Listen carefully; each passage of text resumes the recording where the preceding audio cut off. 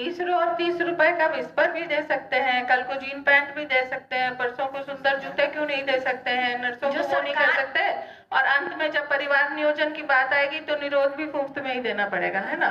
सब कुछ मुफ्त में लेने की मैम, जो सरकार के हित में जो सरकार को देना चाहिए वो सरकार से लेने के लिए तुमको जरूरत क्या है? अपने आप अपने को इतना संपन्न करो। Okay, should there be stronger action against this IAS officer, and what does accountability in this case actually look like?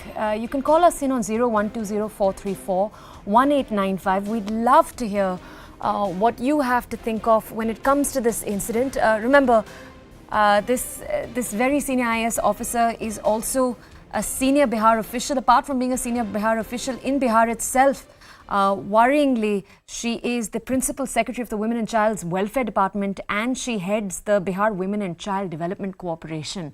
That's why, in particular, these remarks are attracting the ire of people across the country.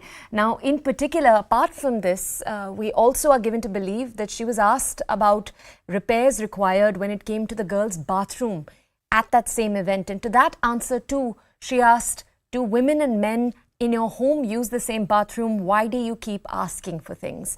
So it seems this IAS officer has made 2 or 3 comments of a very similar nature, in which she's again and again responding by saying, why are you asking for so much? Why can't you be self-sufficient? Now, of course, what we'd like to talk more about also is the comparison made in that answer between, for example, a condom and a sanitary napkin.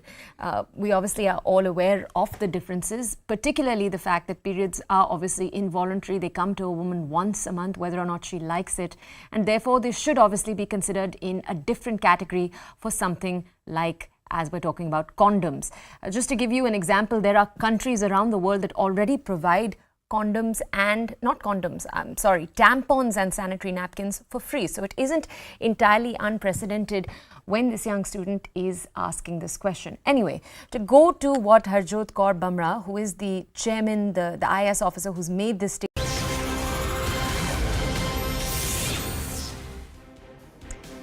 A very warm welcome. You're watching the 11 a.m. newscast with me, Akanksha Swaroop, on CNN News 18. Let's start with Prime Minister Modi's trip to Surat. It is a big day for Prime Minister Modi in Gujarat. It's going to be a jam-packed day.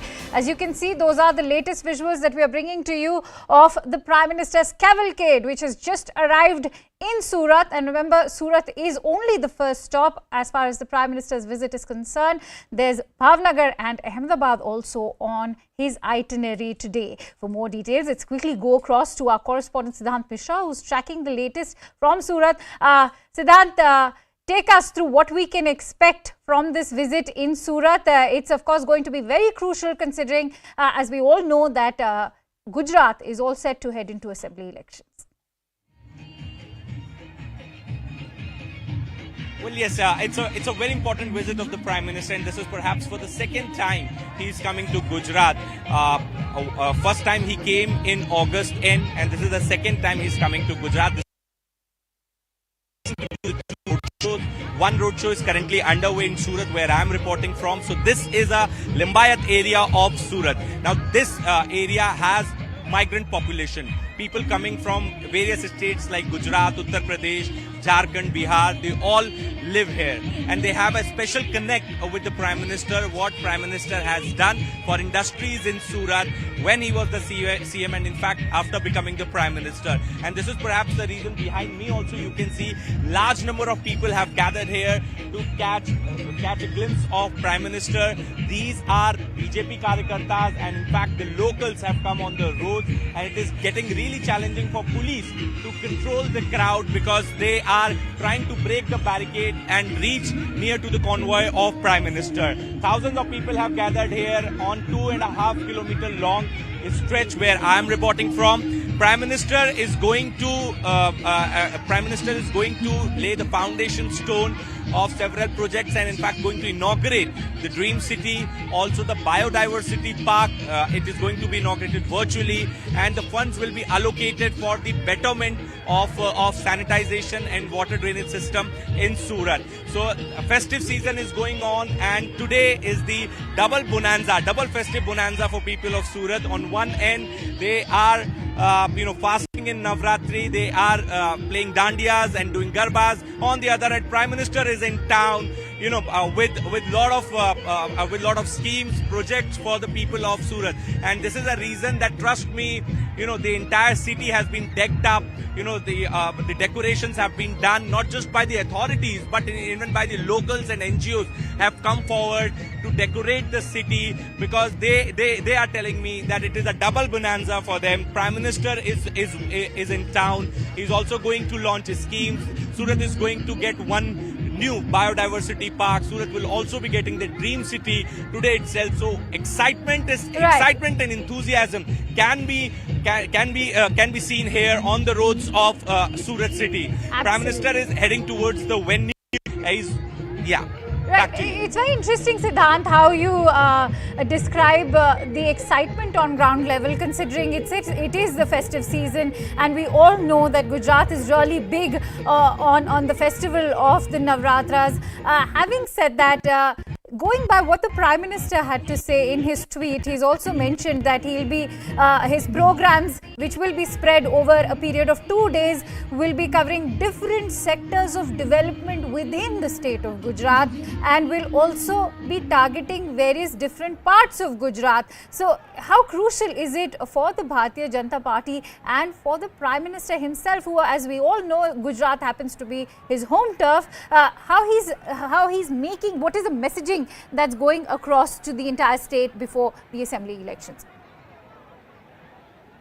See, honestly speaking, this is my second time covering Gujarat Vidhan Sabha elections. I did cover 2017 elections also.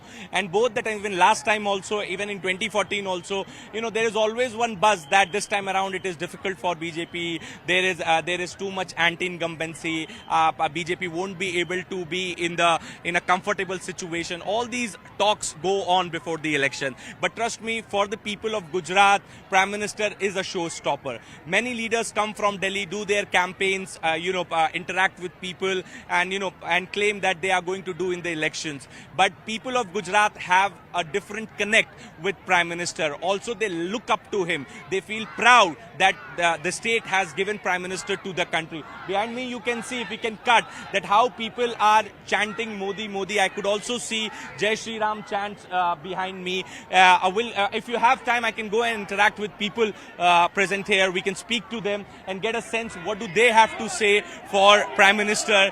What is their opinion? हाँ जी, आप लोग यहाँ पे आए हैं. क्या इस बार फिर मोदी जी चुनाव में बीजेपी का डंका बजेगा? हाँ, बजेगा, फाइनल बजेगा. बीजेपी का ही मोदी सरकार का.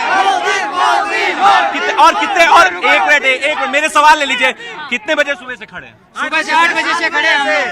प्रधानमंत्री तकरीबन 3,500 करोड़ की योजना सूरत को दे रहे हैं. क्या कहना चाहेंगे? बहुत अच्छा लगेगा हमें, और इतनी योजना देने के लिए ये मतलब जो आज हमें 14 साल वो मुख्यमंत्री रहे और आज 10 साल से प्रधानमंत्री है, और हम चाहते हैं कि अभी वो 10 साल और रहे. 10 साल और रहे. एक और सवाल, ये लिंबायत एरिया जो है, यहाँ पे जो लेबर कम्युनिटी, लेबर भाई हमारे, वो सब रहते हैं अलग अलग राज्यों से आके. तो क्या विशेष लगाव है यहाँ के लोगों का प्रधानमंत्री से?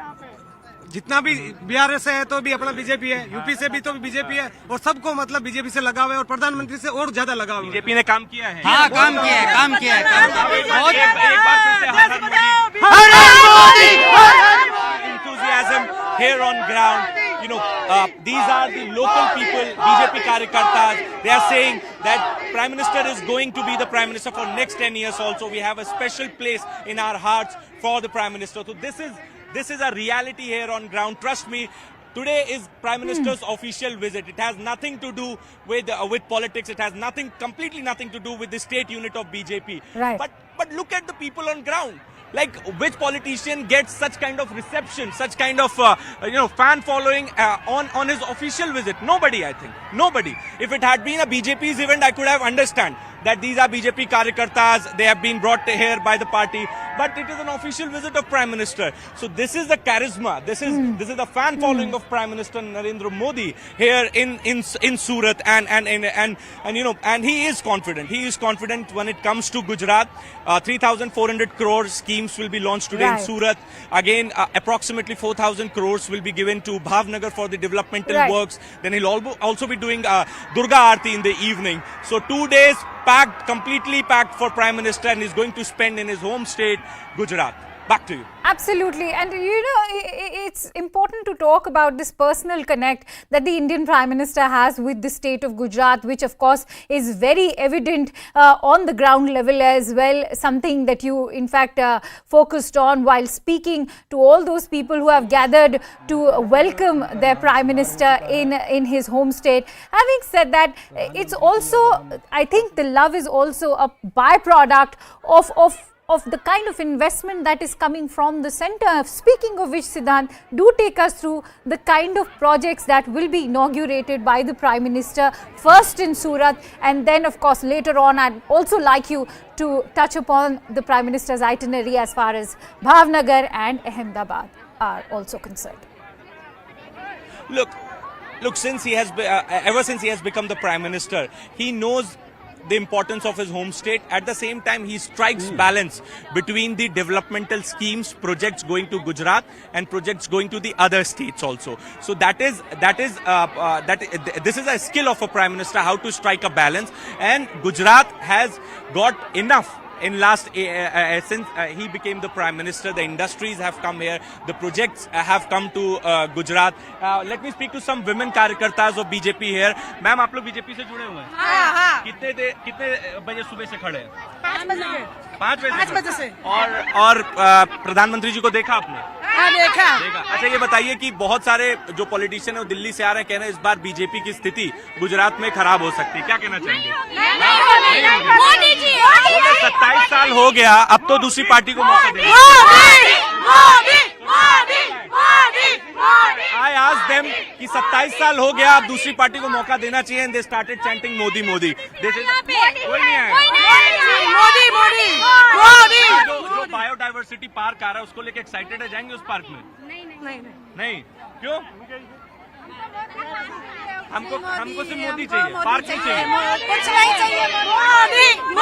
Okay, so there you see, they have only come for Modi. They know that the leadership of the country is in strong hands. They completely believe in his leadership, and this is the reason. हाँ जी, बताइए. हाँ, बताइए. Sir, Modi her her Modi.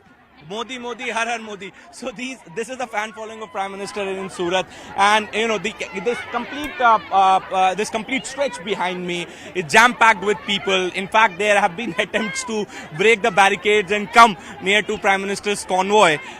So that level of fandom, that level of love for the Prime Minister. In some time from now, he's going to reach the venue where he'll be laying the foundation stone and inaugurating the projects worth 3,400 crore. And trust me, back-to-back schedule of Prime Minister in Ahmedabad. He doesn't even have a 1 minute, to spare for himself because there are 4 to 5 events today, and then again 4 to 5 events tomorrow. Tomorrow, the day is going to start with the launch of a metro project first, metro line. Then second, it is going to be Vande Bharat train going to be inaugurated by him from Gandhinagar to Mumbai. Then he'll be going to Ambaji. Now, Ambaji, Pradhan Mantri is a devotee of Ambaji Mata, and it's a powerful Shakti peats in the country, and special funds are being given to that particular area to develop it more, so that it attracts more and more devotees and it attracts tourism. So for that also, Prime Minister is going to inaugurate and lay the foundation stone of many projects. Also, is going to inaugurate a stretch of Western freight corridor. So that is also going to happen early in the evening tomorrow. So these are the schemes, the plans of Prime Minister for his home state. He will also be doing Aarti tomorrow at Mata Ambaji's temple, and then he will attend the official event where he is going to launch all the projects. You remember, Kevadia, where Sardar Patel's statue has been built by Prime Minister Minister and the government, that particular area, that particular tourist spot has also been developed by Prime Minister. It was his vision long ago when he was the Chief Minister of Gujarat. Then he completed it.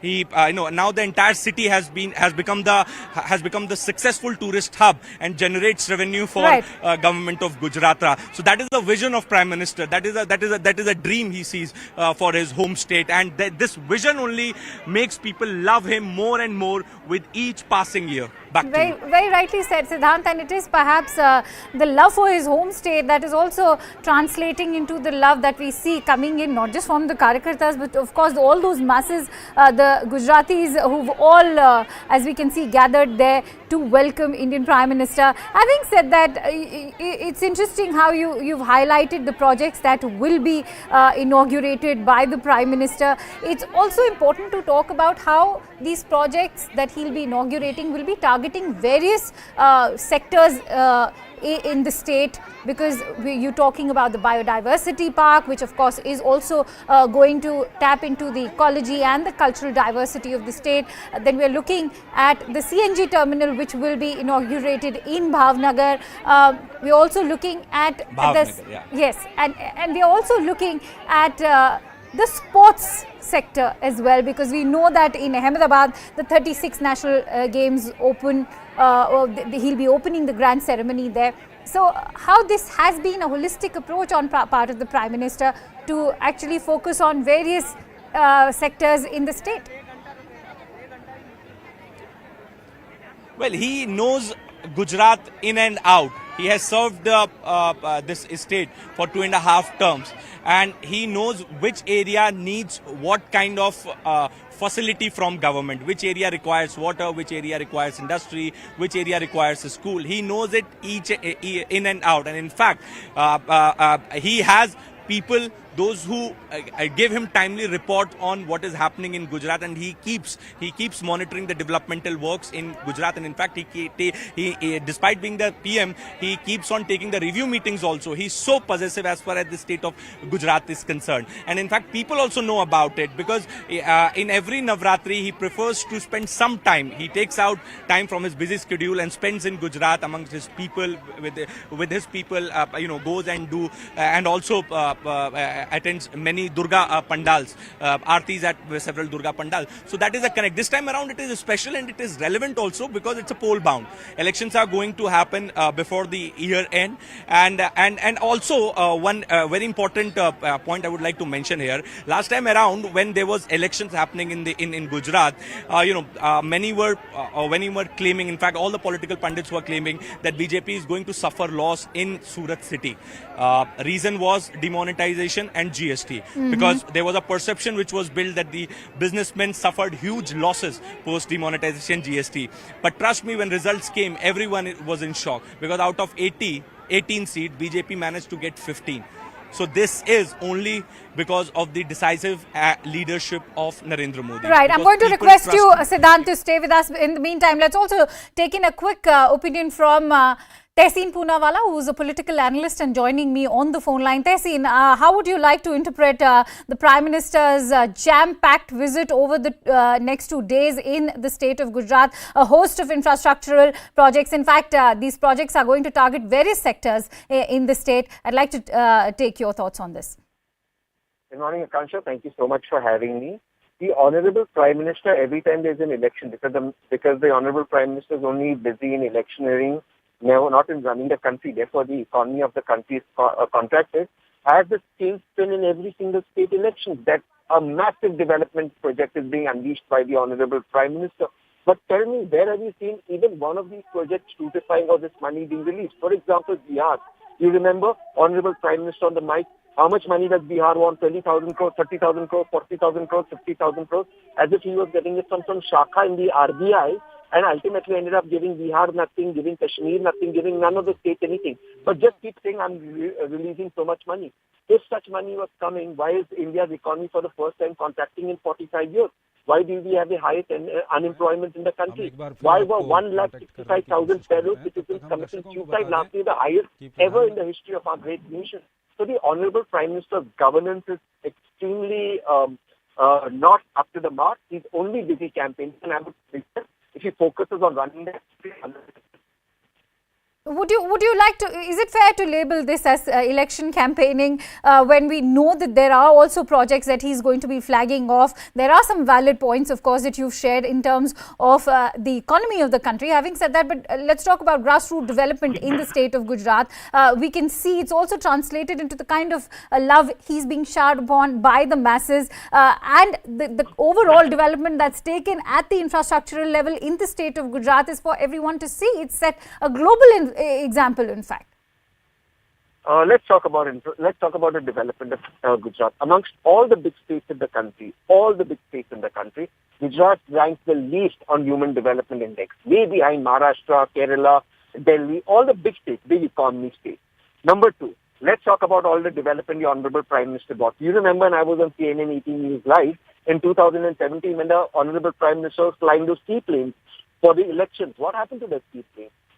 And all the news channels kept saying first time in the country, they already use a seaplane between Mumbai and other places. There's a seaplane in Tamil Nadu. But first time in the country, seaplane, Honorable Prime Minister got in, got out. What happened? After that, the seaplane never took flight.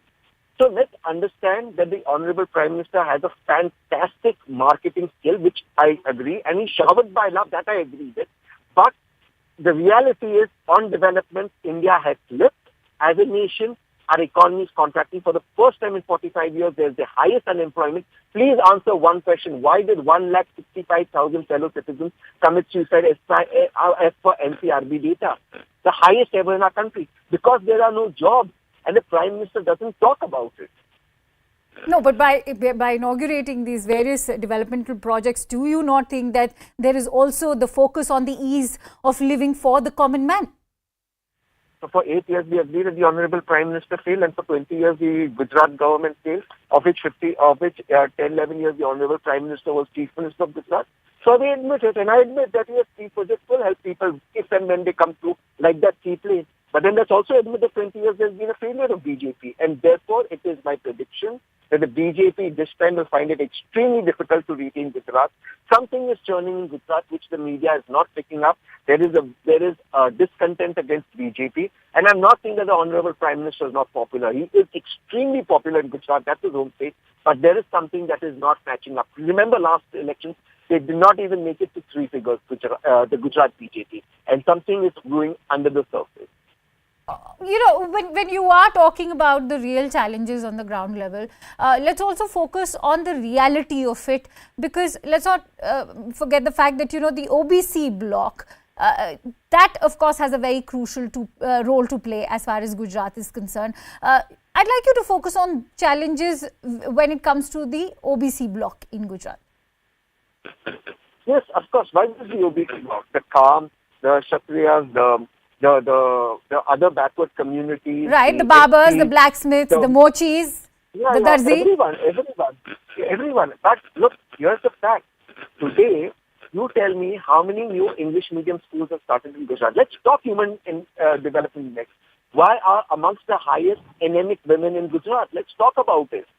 Let's talk about the fact that after so many years of the BJP being in power, why is there such massive inequality? Let's talk about development. In COVID, why were they under-reporting of deaths in Gujarat? We know how many death certificates were issued and COVID deaths were shown as stolen. We know about the ventilator scam that happened in Gujarat. We know that Create Gujarat, tell me a modern industry that is set up in Gujarat. You have the traditional industries, manufacturing, I'm not disputing. All right. Modern industries that are there. Thank you, Tehsir. I'm afraid we'll have to leave it at that. Many thanks to you for joining in on our discussion. Let's quickly go back to Siddhant, who continues to stay with us. Siddhant, a host of challenges also being highlighted by Tehsir over there. You are reporting over there. You've been speaking to the people there in Surat right now. We also were talking about the challenges that are faced right now by the common man. That also includes the OBCs and the other backward communities in Gujarat, which of course, as we all know, will be proving a very crucial vote bank in the coming days. Having said that, is there any kind of discontent that you can sense within these classes on the ground level? Absolutely. With due respect to what Tehseen has said, their economy has taken a back post COVID, and we all know that. But again, there is a confidence which people have in their leaders. When for Prime Minister, there is a confidence which they have for him. And as far as job creation in Gujarat is concerned, the efforts are being made. Constantly, efforts are being made both by the state and the central government. And last time around, BJP couldn't win the seats in 3 digits. That's absolutely fine. But last time around, if you remember, there was a Patel Andolan, which did affect BJP on many seats. This time around, there's nothing of that sort. Okay. And second, Hardik Patel has also come with the Bharatiya Janata Party. And third, and the most important point here is that Prime Minister has scrapped the complete cabinet, including the Chief Minister in Gujarat. So that is his conviction for the state. If you will not perform, then you will be thrown out. So this was a message which Prime Minister gave last time to the people of Gujarat. Okay, fine. You people suffered during COVID times. There was mismanagement in Ahmedabad and other districts. I'm sorry. And now the cabinet is going to get scrapped. All the ministers, chief ministers were made to resign. So that is his conviction and that is his dedication for the state of Gujarat. And today also, whosoever is the chief minister, I am saying it very responsibly, people only vote for Narendra Modi, nobody else. It is a direct connection that they have with the Prime Minister. Now look at them, Akanksha. I would like to take our viewers, look at them. They are standing from 7 a.m. in the morning, to catch a glimpse of Prime Minister. Look at these people. Look at these people. What can you sense sitting in studio? What can you sense? So this is a reality. It's a direct connect that Prime Minister has with people of Gujarat. And if anyone will not deliver, we're getting in visuals of Prime Minister Modi on that road show. Siddhant, let me quickly, for the benefit of our viewers, take them through what's happening right now. As we all know that the Prime Minister reached the Surat airport at roughly around 10:30, and he reached the Limbayat helipad, and the road show is taking place in Limbayat itself because the helipad was just barely 2 kilometers away from this road show. And what you can see are visuals of Prime Minister Narendra Modi on embarking that road show. He started that road show from Limbayat area, and as Siddhant was pointing out, he will be inaugurating development works in Surat in a while from now, all the way till like 12:30. He will also be addressing a public meeting. It's, remember, a jam-packed itinerary for the Indian Prime Minister, who will be spending 2 days in the state of Gujarat. Let's quickly go back to Siddhant. Siddhant, critics have an allegation that, there are infrastructural projects of which the foundation stone is often laid, but they never really take off. This was something that even Tehseen, who was pointing out to us. How would you like to, counter that allegation? Well, look, a lot of things have changed in Gujarat since he became this chief minister, especially the law and order, the riots which used to take place in Gujarat before him becoming the chief minister. All that has come to an end. Now women can roam on the streets of Gujarat even at late night. The Garba and Dandiya ceremonies celebrations are happening in a very smooth manner. And all this is only possible because of the clear vision of Prime Minister.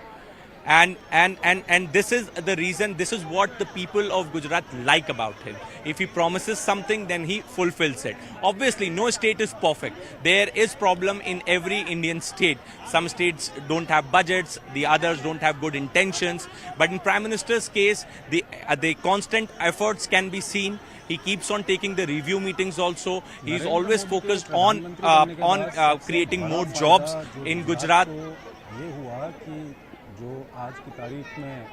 Right, go ahead, Siddhant. Yes, so he keeps on taking review meetings. He keeps visiting his home state, and I did mention, many in BJP would not agree to me what I'm saying, but Prime Minister did give out a message by removing the entire cabinet, that if the people of Gujarat suffered because of the mismanagement, then you do not deserve to be on that chair. And this was a clear message to party cadre and ministers of that time. And the entire cabinet was changed overnight. One Bhupen Patel, one-time MLA, was made the chief minister of the state, and that is what I've been saying, that Prime Minister has a direct connect with people of Gujarat. And even he takes a report on a daily basis on what is happening in Gujarat and what is happening, what developmental works are currently going on, what more can be done, in terms of schemes from the central government, as far as PM Awas Yojana is concerned, as far as free ration distribution during COVID is concerned, as far as Kisan Samman Nidhi funds are concerned. PM takes care of everything sitting there in Delhi, and he has set up a good coordination between state and the central government. So he has done enough. I am not saying the economy is in the best shape. It has taken a backseat. We all know that post the COVID, not just Indian economy, but worldwide countries are facing tough times. But in these times also, acting strongly, taking good decisions, strong decisions, and making sure that country runs in a smooth manner requires a decisive leadership. And people believe that leadership is only possible when Prime Minister Narendra Modi is on that chair. Back to you. Absolutely, Siddhant. This indeed has been a very significant visit of the Prime Minister shortly before the state heads into the assembly elections, as something that was pointed out by Siddhant. You can see the roadshow currently on in the Limbayat area of Surat. Masses of people, and as you can see, several hundreds, perhaps thousands, have thronged this entire venue. As we all know, shortly after Surat, the Prime Minister will be headed to Bhavnagar in just a while from now. Siddhant continues to stay with us. Siddhant, I remember in the month of June, the BJP of course landed a coup when they had Hardik Patel joining them. And at that time, the same Hardik Patel, who was heading the Patidar agitation against the BJP for quota, said that I will work as a dedicated, sincere soldier of Narendra Modi. And that of course was a very significant and a very shocking statement coming from someone who was leading an agitation against the Bharatiya Janata Party as well. Having said that, how do you now view this new twist to the entire political ambit and the entire political scenario of Gujarat, with the leader of the Patidar community now joining the BJP? Most of the leaders are already a part of Bharatiya Janata Party, and they have been given representation in the state cabinet also. Right. But last time around, things were different for Bharatiya Janata Party because yes. Right, but with Patel, they said that this was like landing a coup for the BJP, with Patel joining the BJP, and it was indeed a huge shocker for the Congress party and a huge loss at the same time. That months before the state headed into election. Well, yes, it was a huge loss because Hardik Patel became, or perhaps he is, this one symbol of Patel agitation. So it is indeed a big loss, and trust me, last time around Rahul Gandhi did temple run in Gujarat. He was permanently camping in Gujarat, and many saw Rahul Gandhi becoming a leader post Gujarat elections because he brought down BJP's number of seats in the state. But despite that, BJP won the elections. This time around, there is no momentum as such. There is no agitation. There is no demonstrations taking place in the state. There is no Patel factor or any other caste factor which usually opposition parties play against Prime Minister and BJP. There is no atmosphere of any such moment or agitation in the state. So it is definitely going to be a tough challenge for Bharatiya Janata Party. 27 years being in power in one state, it comes with huge anti-incumbency for any chief minister, for any government. Despite that, maintaining this level of popularity, despite that, maintaining this level of love is something which is only possible under the leadership of Prime Minister, because mostly 27 years is a long time. One generation has only seen one government in the state. The entire generation has seen one government in the state. So that makes things difficult for BJP. But looking at the popularity here on ground, and in fact the way surveys are coming out, the way BJP people have been telling me that they are confident that this time around also they are going to win the election. This is what BJP leaders are claiming. Back to you. Right, Siddhant. And let's also focus on what's happening as of now immediately as far as this entire roadshow is concerned. For how long will this roadshow go on, and what should we expect next? All right, I'm also joined in by our political editor, Maria Shakil, on the phone line. Maria, how significant is the Prime Minister's visit to the state of Gujarat? And this, of course, as we know, is going to be a jam-packed visit for the Prime Minister shortly before the Assembly election. This indeed holds much significance. Yes, absolutely. It's a homecoming for the Prime Minister. He is in his home state. And also significantly, this is the state that he has governed. This is the state from where the Gujarat model that he famously talked about in 2013, 2014, before he arrived on the national sphere and became the Prime Minister. This is the state that he has been always the showcase state for the Prime Minister. Having said that, since 1998, Akanksha, the BJP has been in power uninterrupted. But we also believe that they do not believe in leaving anything to chance. And that is the reason why we are seeing this massive push coming. Imagine that the Prime Minister is on a 2-day tour. Before that, he has been regularly traveling to the state of Gujarat. The state of Gujarat has a huge recall value for him in the sense that they connect at all levels. But also, interestingly, we have seen Home Minister Amit Shah in Ahmedabad, other senior leaders of the party in Ahmedabad and in other parts of Gujarat. So they realize that as far as challenges are concerned, there may not be any apparent challenge on the horizon, but they would certainly want to better their tally from what they got last time around. That is the reason why the larger sense within the BJP is no election is big and small. Every election has fought to be won. And when we look at these visuals, this is coming from Surat. Prime Minister will be inaugurating and laying foundation stone of various projects. Right. These are development projects and programs which will be spread across Surat, Bhavnagar, Ahmedabad and Ambaji. He will be travelling extensively over the next 2 days, that is today and tomorrow. There will be also a ride that he will be taking on Vande Bharat Express and Ahmedabad Metro. He will be laying the foundation stone for the world's first CNG terminal at Bhavnagar, and of course declaring open the 36th National Games, which is being held for the first time in Gujarat. As we have been saying, this is the showcase state for the Prime Minister. He has that special connect with Gujarat. This is where his politics began, and that is the reason why every time Prime Minister Modi visits Gujarat, we say it's a homecoming for the Prime Minister. Absolutely, and perhaps that is why the Prime Minister is also targeting at a holistic development of his home turf, where he's, as Maria, you rightly pointed out, is targeting various sectors in this state. We'll stay with that story, but for now, we have some great news for our investors. You can now track the US market actions real time on the moneycontrol.com website. Log on to the Money Control website or the app and stay informed about all that matters in the global markets. And with that, it's time to slip into a quick break as news and updates await on the other side. Stay with us.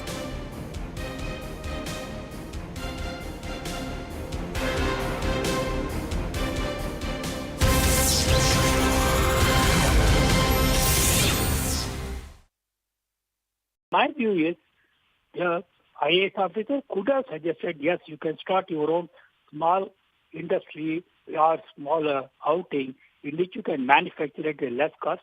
Government can help you. But saying that government has to give everything free, it is not good. Senior IAS officer snubbing a young girl student when she asks why the government doesn't provide students with sanitary napkins. The IAS officer has received heavy criticism for her response. She is a senior woman official, Harjot Kaur Bhamra. She rebuked the younger student. When the student asked her a question, she rebuked her by saying, "Tomorrow, when you attain the age of family planning, will you expect the government to provide Nirod too?" Nirod is, of course, condoms. Ms. Bhamra is a 1992 batch IAS officer. She's a principal secretary. Worryingly, she is the Women and Child Welfare Development head. She also heads the Bihar Women and Child Development Corporation. Now, the part that is also causing a lot of shock is that this IS officer was at an event on the enhancing of value of girls. Very quickly, we're going to go over to my colleague Saurabh to get more details about this entire event. Saurabh, this is truly a very, very shocking event, and I'll actually ask to check if we can actually play out that bite for our audiences, because we haven't done that yet. But tell our audiences, A, exactly what was said, and then tell us what's the controversy since. Do we have a response from Kaur herself? Has she addressed the media? For women empowerment, and the program was called Enhancing Power of Women in Bihar. So this was an Sashakt Mahila Prosper Bihar is what the incident was, the event was. But when the girl, who is a teenager, and it was an event in which class 9-10 girls had participated in the event, and we can see on the stage these girls were sitting and they were asking questions with the IS officer, who is also the chairman MD of Women Committee in Bihar, Women Development Corporation. So when the question was asked by the girl that why can't the government give free sanitary pad which just comes in 20-30 rupees, it was a shocker from the IS officer when she said that today you are asking for sanitary pad, tomorrow you will ask for jeans, and after that you will ask for shoes, and after marriage you will ask for condoms and other stuff which will be required for family planning.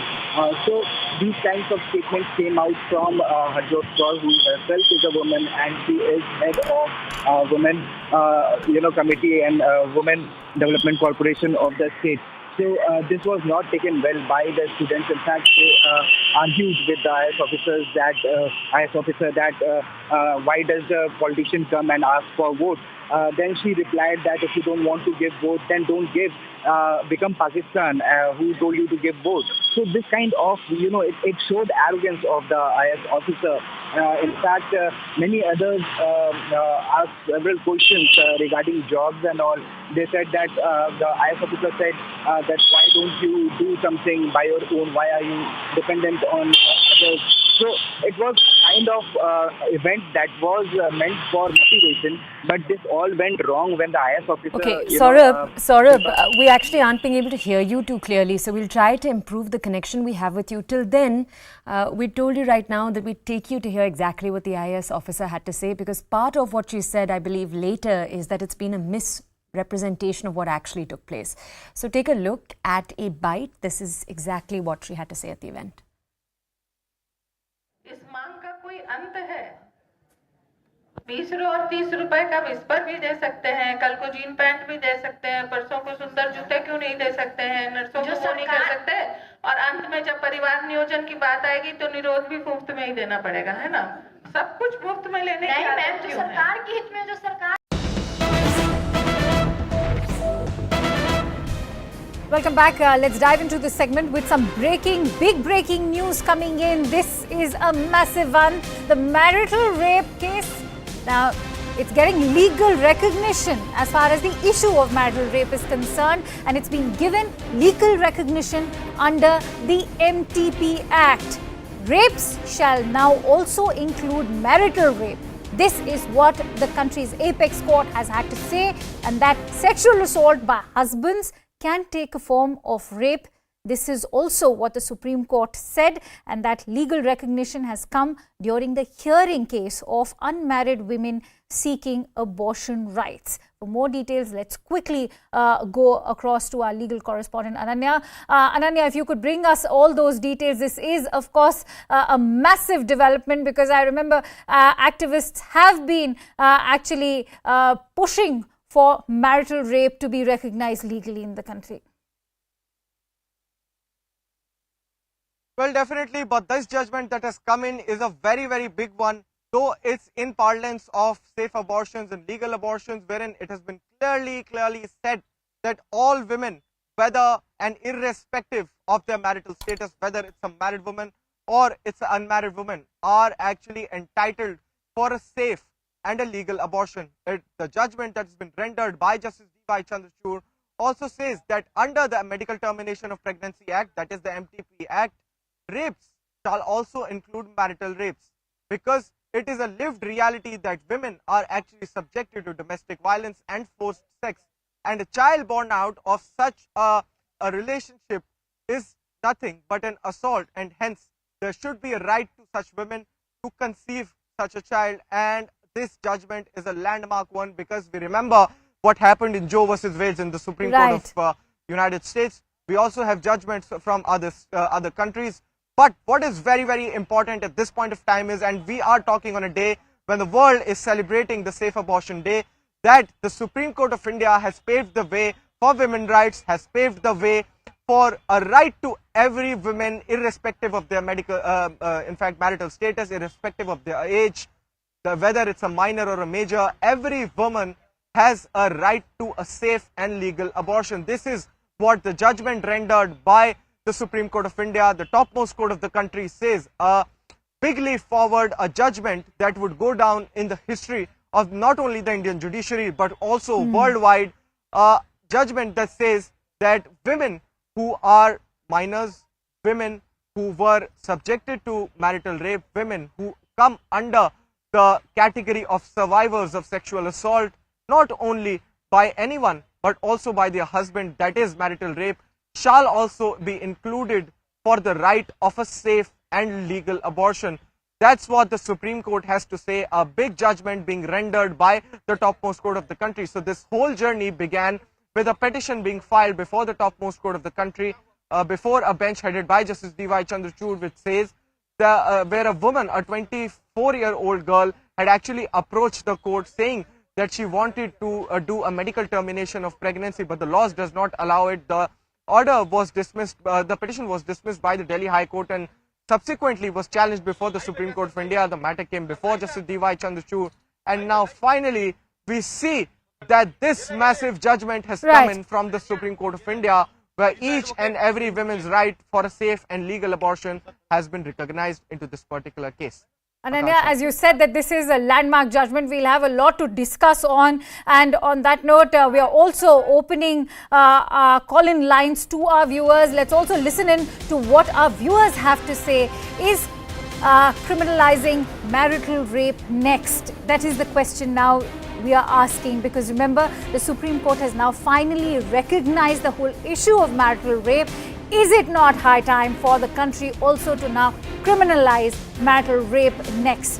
And you can call us and share your views with us on the number that's also flashing on the screens, 01204341895. Okay, I'm also joined in by Kasturi Shankar, who's an actor and is joining me on the phone line. Kasturi, this is indeed a huge historic judgment for the country, but I'll say a step in the right direction as we are asking, is it not time to also criminalize marital rape? Because as we all know, there are only few countries, so far only 32 countries all over the world have decriminalized something as heinous as marital rape. I first of all wholeheartedly welcome and applaud our judicial system for giving the woman the option over her own body by legalizing all forms of abortion, including those resulting in unwanted pregnancies within a marriage. That said, while one recognizes that marital rape is a reality, criminalizing marital rape as opposed to recognizing it as a social and legal crime, there's a difference in judicial practice. When you criminalize marital rape, what happens is there is already so much of abuse over the domestic violence laws in India, because these are non-bailable offences. And marital rape is an offence where you cannot find any evidence. There can be no evidence called to be produced. So as somebody who went to law school for 3 long years, as a qualified lawyer, not a practicing one, I fear that criminalizing marital rape in practice in India will be opening a can of worms. It really depends on the fine print, how it is dealt with in terms of whether there are physical evidence to support it, or is there a pregnancy that comes into question, or is it just that it cannot be used and abused by women who just don't want to sleep with their partners, and then you can term it any non-consensual sex within the ambit of marriage should not all come under the umbrella of marital rape. But shouldn't non-consensual sex be, it is rape? If it is non-consensual, what is rape? No, the problem is when you are married, and this goes for both men and women, when you are married, there is a tacit understanding that you can actually cohabit with each other. And I feel the possibilities of abusing that and saying, today I was not willing. You fight with somebody, today I was not willing, so this is an issue, and this affects both men and women. It's a gender-neutral problem, actually. Right, and Kasturi, that is a problem that men may encounter not just within the ambit of marriage, but even outside marriage, and that is a crucial bone of contention that has remained so far, whether a woman is married or not. So let's not confuse it for today's hearing on the issue of marital rape, because many women, let's also not forget, have been abused. Absolutely. In the case while of I agree with that, I think criminalization of marital rape needs to be dealt very carefully. Right. It is not a sweeping judgment that we can pass.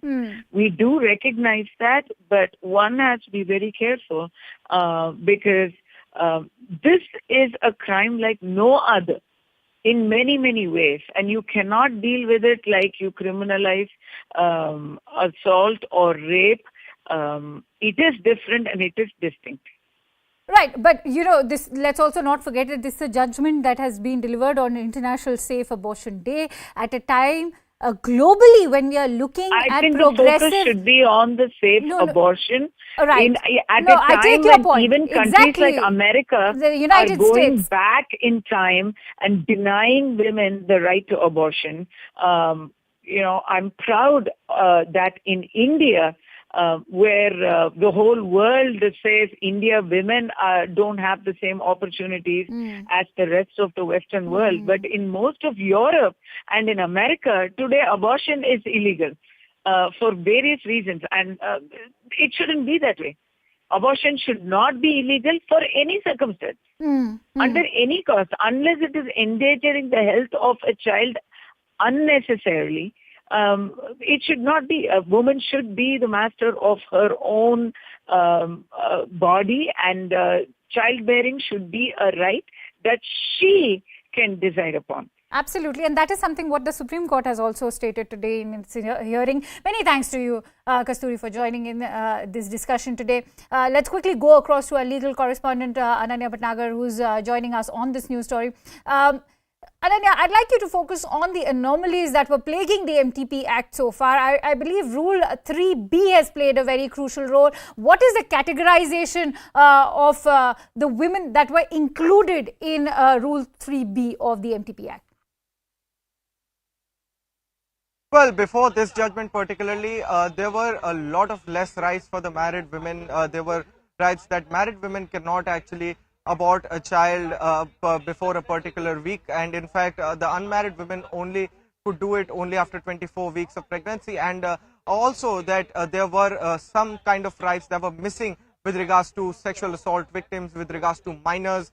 And this judgment has now plagued in, and in fact not only plagued in but also plugged all the gaps, has filled all the loopholes in the law, and has clearly set out rules for abortion, giving a right not only to the married and unmarried women, to women without and irrespective of their marital status, but also women who were subjected to sexual assault by their husbands, which we in general parlance call a marital rape. And a very, very clear line in the judgment which says that the child born out of a marital rape is nothing but an assault, and hence the women should actually have a right to abort such a child, and that is the reason why the right has been given to a married woman as well to women of sexual assault. The judgment also says that the rape under the MTP Act shall also include marital rape, and the survivors should be included in the category of survivors. The 3B had earlier categorized 7 categories of women, and now it would include all of this, and this is something that would go down in the legal history not only of the country but worldwide, because remember that even the most progressive country, as they call it, the United States, does not have has also curtailed the right of abortion to a particular section of women. But the Indian judiciary is now paving the way forward for the world judiciary to see and to show how a democratic Ananya, I'm principle afraid plays I out. have to cut to my caller who's very patiently awaiting his turn. I'm joined by Narayan from Pune. Narayan, please go ahead and share your views. Do you think it is high time that the country criminalizes the issue of marital rape? Well, I'm not sure about that. For me, there are 2 points I would like to make. One is, how do you prove this? Number one, okay? Number two, and more importantly, if the lady goes through a menopause, and that's when a lot of trouble happens, when the male partner has got a lot of libido, for example, okay? And the woman is in a state where she doesn't feel like with, whatever happens during that time. So how do you justify both sides equally? And how do you justify a man forcing himself on a woman even if she's going through menopause? No, correct. I agree. But then there has to be a midway solution. I'm not disagreeing with the mindset change in the judiciary. That's absolutely perfect. Okay. But my only question is that, there are times when, people find it difficult. So my other thought is like, why not have, allow consensual sex with some other partner, for example. I'm not trying to.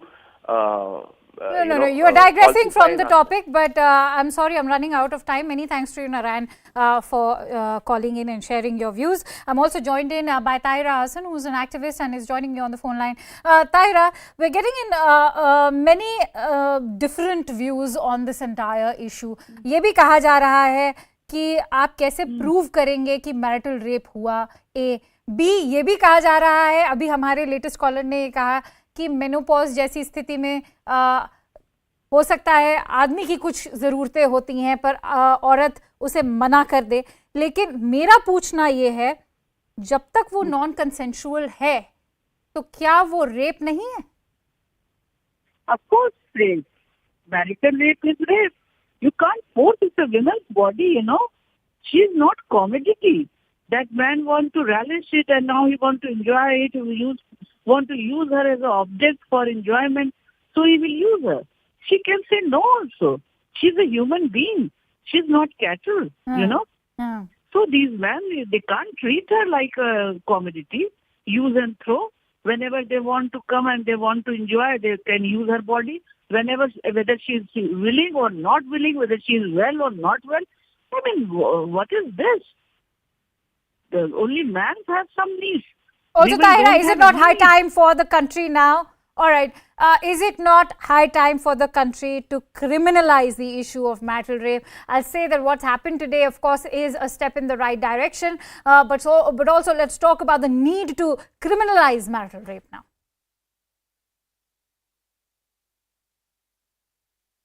Of course. I mean, you can't force. Marital rape is rape. Forcefully, you are violating the body of women's body. And nothing could be more heinous crime than violating the women's body, So it's crime, no doubt. Right. Many thanks to you, Taira, for joining in and sharing your views with us. And with that, we slip into a quick break. But before I do that, for the #1 news streaming channel, log on to youtube.com, CNN News 18, and stay up to date with the latest news, which is from all around the world. Also, don't forget to vote for your favorite startup. The unicorn you feel deserves to be the Indian of the Year of the sports industry. And to cast your vote, just go to indianoftheyear.com and cast your vote. As I slip into a quick break, with more news and updates awaiting your attention. Come right back.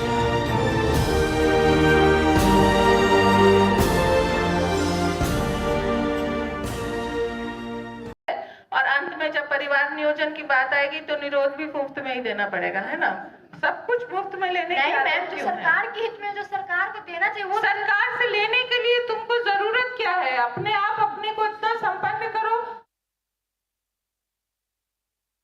Okay, should there be stronger action against this IAS officer, and what does accountability in this case actually look like?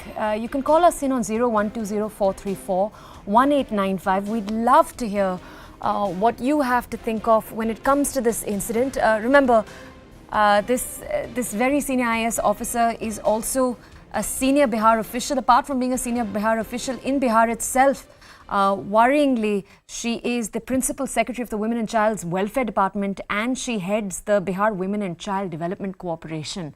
That's why, in particular, these remarks are attracting the ire of people across the country. Now, in particular, apart from this, we also are given to believe that she was asked about repairs required when it came to the girls' bathroom at that same event. And to that answer too, she asked, do women and men in your home use the same bathroom? Why do you keep asking for things? So it seems this IAS officer has made 2 or 3 comments of a very similar nature, in which she's again and again responding by saying, why are you asking for so much? Why can't you be self-sufficient? Now, of course, what we'd like to talk more about also is the comparison made in that answer between, for example, a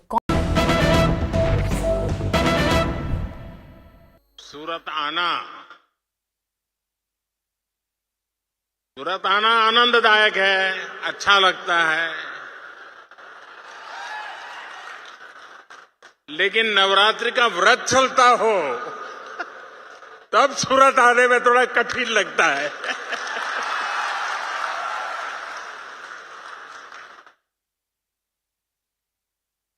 सूरत आओ और सुरती खाना खाए बिना जाओ।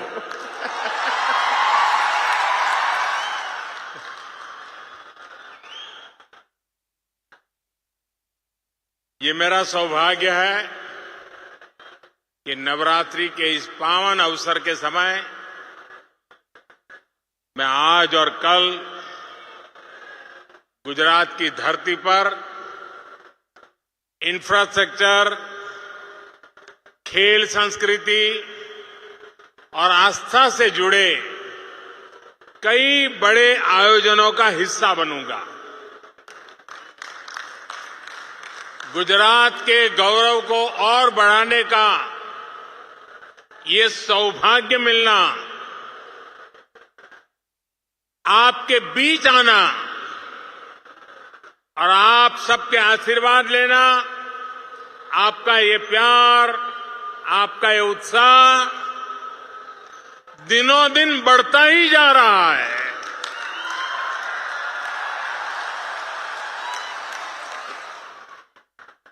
गुजरात के लोगों का, सूरत के लोगों का धन्यवाद करने के लिए मेरे शब्द भी कम पड़ रहे हैं।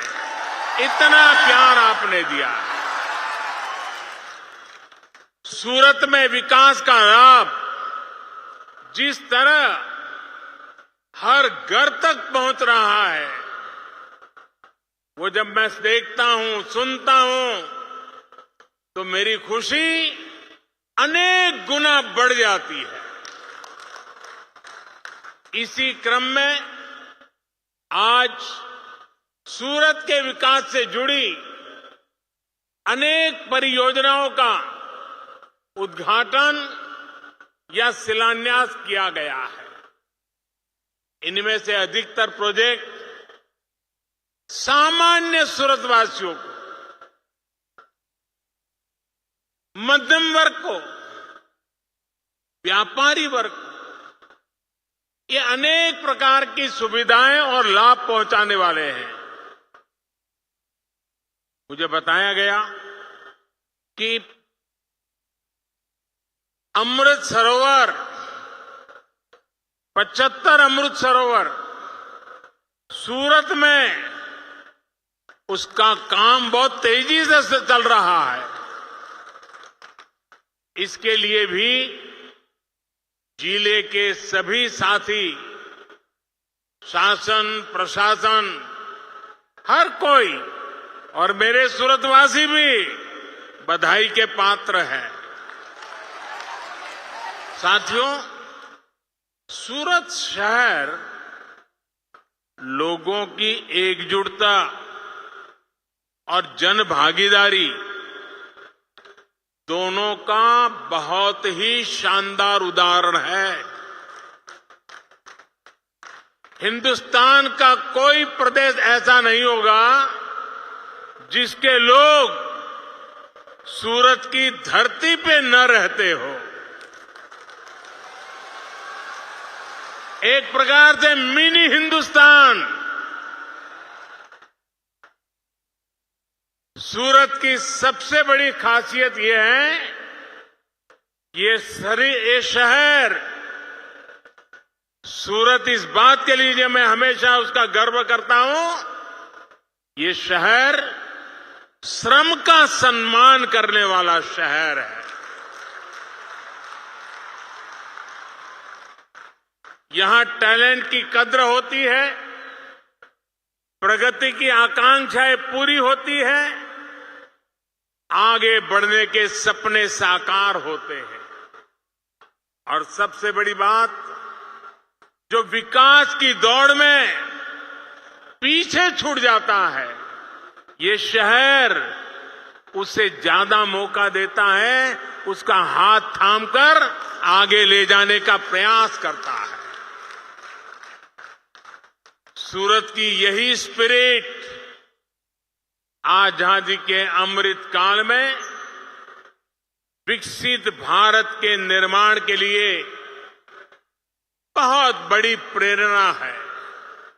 साथियों, इस सदी के शुरुआती दशकों में जब दुनिया में 3 P यानी पब्लिक प्राइवेट पार्टनरशिप की चर्चा होती थी, तब मैं कहता था कि सूरत 4 P का उदाहरण है। 4 P यानी पीपल्स, पब्लिक, प्राइवेट पार्टनरशिप। यही मॉडल सूरत को विशेष बनाता है। सूरत के लोग वो दौर कभी भूल नहीं सकते जब महामारियों को लेकर, बाढ़ की परेशानियों को लेकर यहां अपप्रचार को हवा दी जाती थी। उस कालखंड में यहां के व्यापारी और व्यापारी समाज के अनेक लोगों से मैंने एक बात कही थी। मैंने कहा था, अगर सूरत शहर की ब्रांडिंग हो गई तो हर सेक्टर, हर कंपनी की ब्रांडिंग अपने आप हो जाएगी। और आज देखिए, सूरत के आप सभी लोगों ने ऐसा करके दिखा दिया है। मुझे खुशी है कि आज दुनिया की सबसे तेजी से विकसित होते शहर में सूरत का नाम है और इसका लाभ यहां हर व्यापार कारोबार को हो रहा है।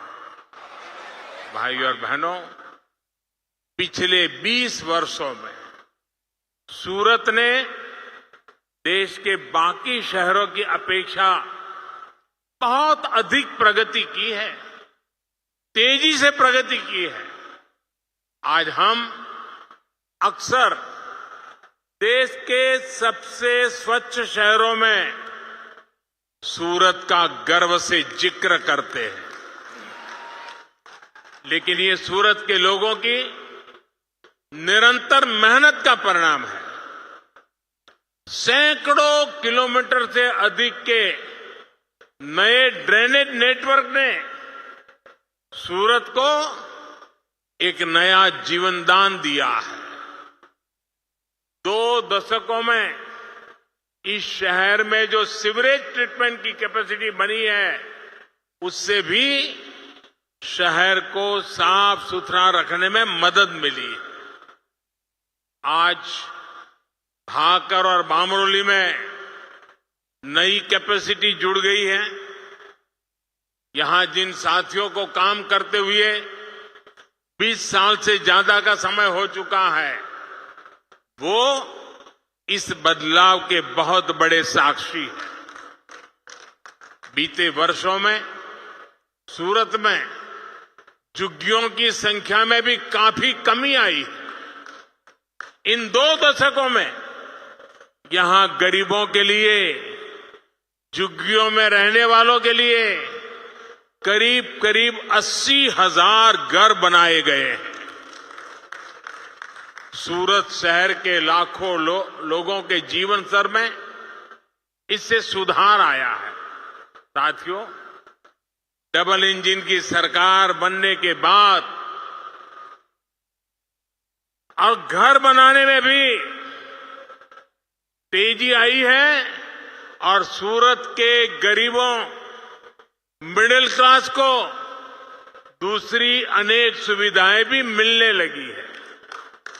आयुष्मान भारत योजना के तहत देश में अभी तक लगभग 4 करोड़ गरीब मरीजों को मुफ्त इलाज मिल चुका है।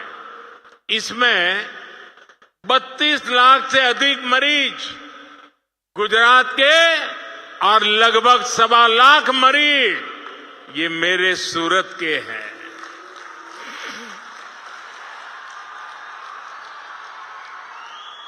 वहीं पीएम स्वनिधि योजना के तहत रेहड़ी, पटरी, ठेले पर काम करने वाले देश के लगभग 35 लाख साथियों को अभी तक बैंकों से बिना गारंटी का सस्ता ऋण मिल चुका है। अभी शायद आपने दुनिया में बहुत जाने माने दानवीर बिल गेट्स का एक आर्टिकल पढ़ा होगा। उसमें उन्होंने इस बात का जिक्र किया है, एक लेख लिखा है, उसमें इन 7 चीजों का उल्लेख किया है उन्होंने। साथियों, इसमें गुजरात के 2.5 लाख से ज्यादा लोगों को और सूरत के करीब 40,000 साथियों को इसकी मदद मिली है।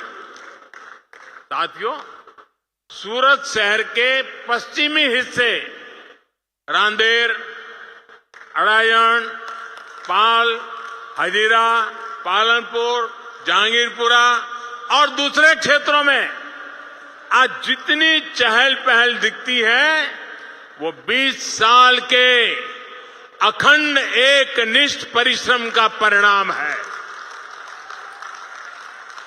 शहर के अलग अलग हिस्सों में तापी पर आज दर्जन भर से ज्यादा पुल है, जो शहर को भी जोड़ रहे हैं और सूरत वासियों को समृद्धि से भी जोड़ रहे हैं। इस स्तर की इंटरसिटी कनेक्टिविटी बहुत कम देखने को मिलती है। सूरत सही मायने में सेतुओं का शहर है, जो मानवीयता, राष्ट्रीयता और समृद्धि की खाइयों को पाट करके जोड़ने का काम करता है। भाई और बहनों, आज जिन प्रोजेक्ट्स का शिलान्यास और लोकार्पण हुआ है, वे सभी सूरत की इस भी पहचान को सशक्त करने वाले हैं। सूरत के कपड़ा और हीरा कारोबार से देश भर के अनेक परिवारों का जीवन चलता है। ड्रीम सिटी प्रोजेक्ट जब पूरा हो जाएगा तो सूरत विश्व के सबसे सुरक्षित और सुविधाजनक डायमंड ट्रेडिंग हब के रूप में विकसित होने वाला है। वो दिन दूर नहीं जब सूरत दुनिया भर के डायमंड कारोबारियों, कंपनियों के लिए एक आधुनिक ऑफिस स्पेस के रूप में पहचाना जाएगा। इतना ही नहीं, कुछ महीने पहले ही केंद्र सरकार ने सूरत पावरलूम मेगा क्लस्टर, ये बहुत बड़ा निर्णय है भारत सरकार का, पावरलूम मेगा क्लस्टर उसकी स्वीकृति दे दी है। और इससे सायन हो, ओलपाड़ हो, इन क्षेत्रों में पावरलूम वालों को जो समस्याएं आती थी वो समस्याएं कम होगी। यही नहीं, इससे प्रदूषण से जुड़ी समस्याओं का भी समाधान होगा। साथियों, सुरती लोगों की खासियत है, सुरती लाला એને મોજ કર્યા વગર ન ચાલે।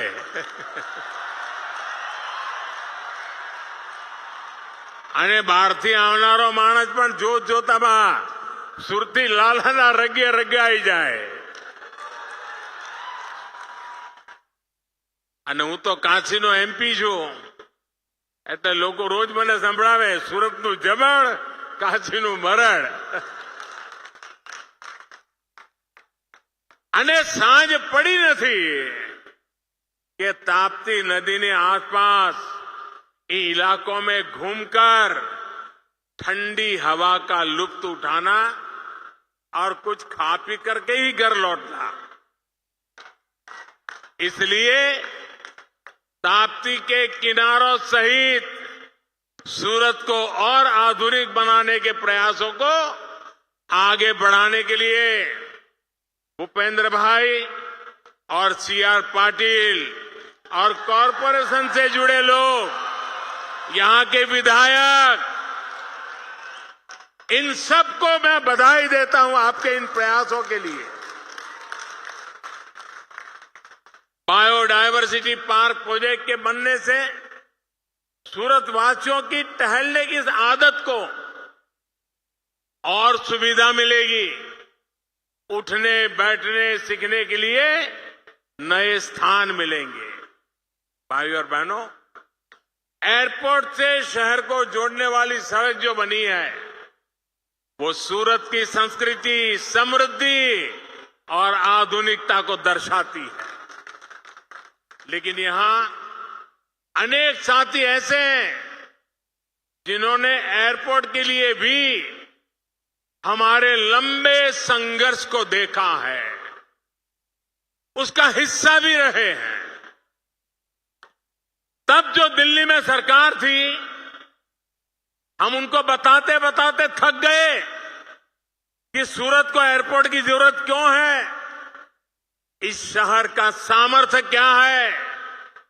आज देखिए कितनी ही फ्लाइट यहां से चलती हैं, कितने ही लोग हर रोज यहां एयरपोर्ट पर उतरते हैं। आपको याद होगा यही स्थिति मेट्रो को लेकर के भी थी। लेकिन आज जब डबल इंजन की सरकार है तो स्वीकृति भी तेज गति से मिलती है और काम भी उतनी ही तेजी से होता है। भाई और बहनों, व्यापार कारोबार में लॉजिस्टिक का कितना महत्व होता है ये सूरत वाले अच्छे से जानते हैं। नई राष्ट्रीय लॉजिस्टिक पॉलिसी से सूरत को बहुत लाभ होने वाला है। मल्टी मॉडल कनेक्टिविटी के लिए भी सूरत में एक बड़ी योजना पर काम शुरू हो चुका है।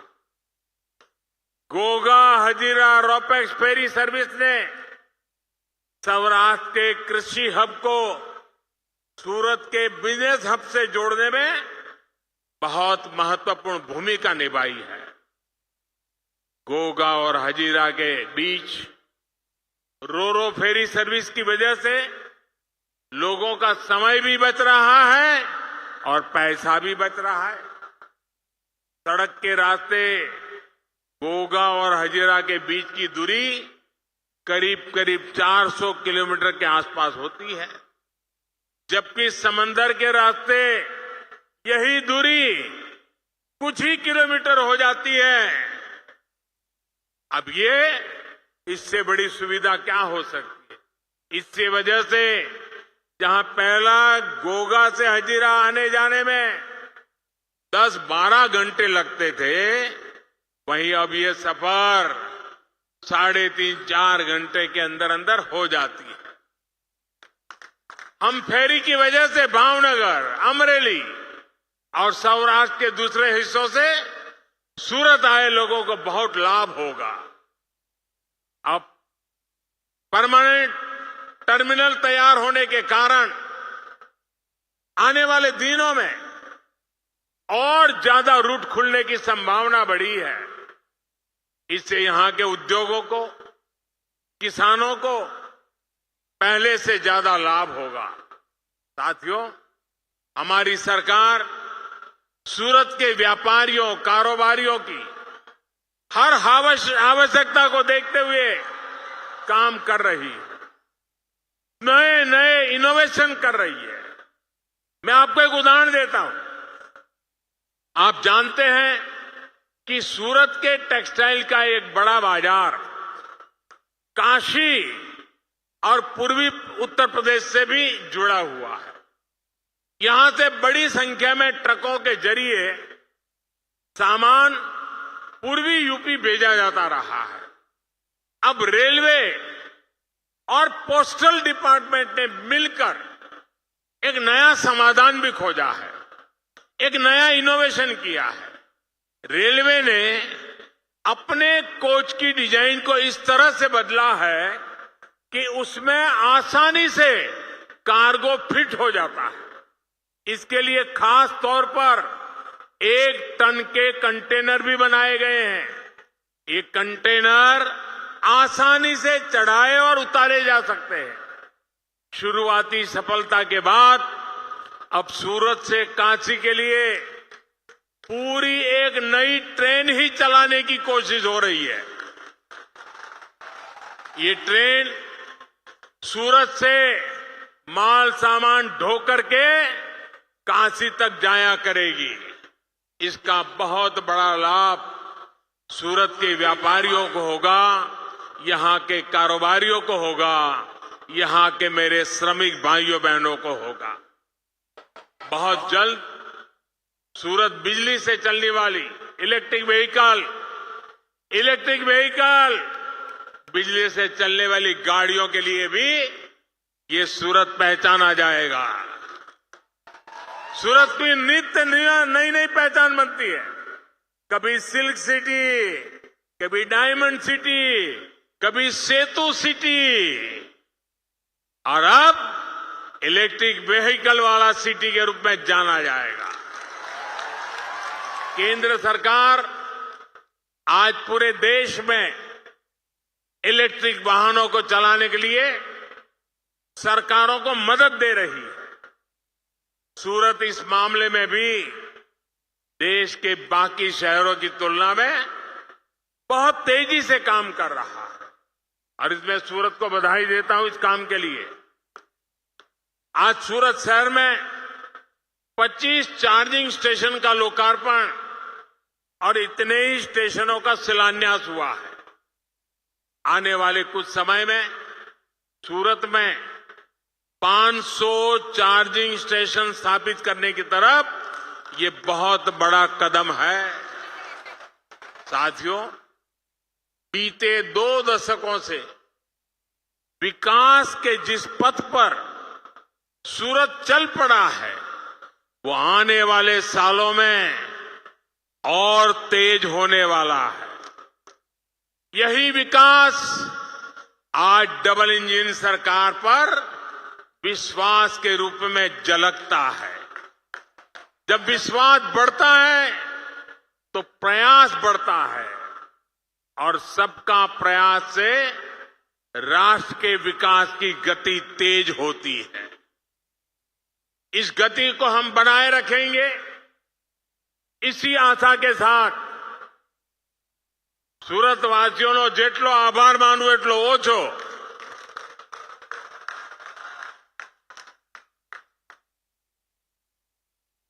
સુરતે ઉદાહરણરૂપ પ્રગતિ કરી છે દોસ્ત। હિન્દુસ્તાનમાં સુરતના સમકક્ષ અનેક શહેરો છે, સુરતે બધાને પાછળ પાડી દીધા છે અને આ શક્તિ ગુજરાતમાં જ છે દોસ્તો। આ ગુજરાતની શક્તિને ઊંડી આંચ ના આવે, ગુજરાતની વિકાસ યાત્રાને કોઈ ઉણપ ન રહે, એના માટે કોટી કોટી ગુજરાતીઓ પ્રતિબદ્ધ છે, સંકલ્પબદ્ધ છે। એ જ વિશ્વાસ સાથે ફરી એકવાર આપ સૌને ખૂબ ખૂબ આભાર। ભારત માતા की, भारत माता की, भारत माता की। धन्यवाद।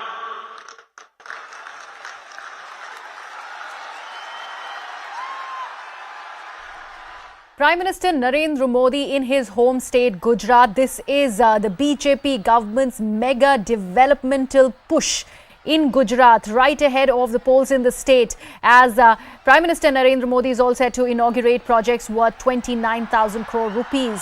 All this in his home state Gujarat, and this is a two-day visit that has begun today. And this also includes the launch of the Ahmedabad Metro Phase 1, which is worth 12,900 crore rupees. There you can see Prime Minister Narendra Modi after his address to the people of Surat, where he has touched down first. In fact, he arrived Surat this morning. He is all set to inaugurate these projects that he was talking about. These projects are worth 3,400 crore rupees. This includes phase 1 of the road infrastructure works and the main entrance of the Diamond Research and Mercantile City, which is called the Dream City, which is expected to become a hub for diamond trading. In fact, let's quickly move on to this next piece of breaking news that we are getting on the broadcast. This is coming from Kerala, where the High Court in the state has directed the Popular Front of India General Secretary to deposit an amount of about 5.2 crore rupees with additional Chief Secretary in the Home Department, and this is because of the damages that are estimated by the state as well as the KSRTC as arising from the damage that was caused to public property. This during the Hartal call by the PFI members. So this is the latest that's coming out of Kerala. Remember, there was a Hartal call after the first phase of the NIA raids on PFI members across the country, across 13 states.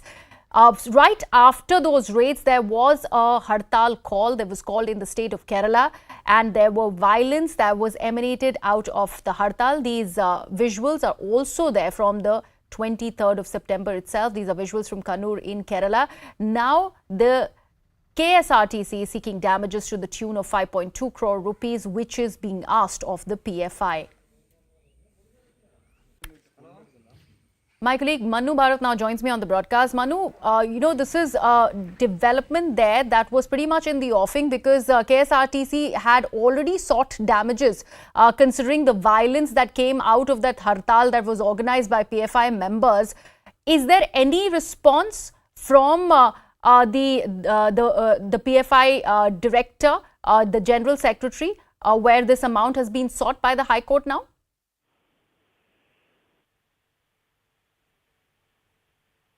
Manu, if you can hear me?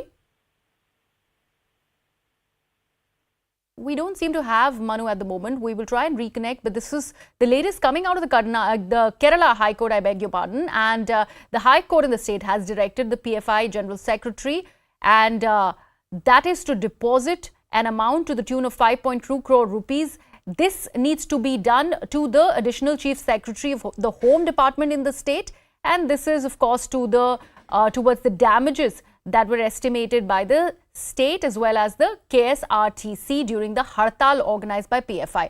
Manu is back with me on the broadcast. Yes, Manu.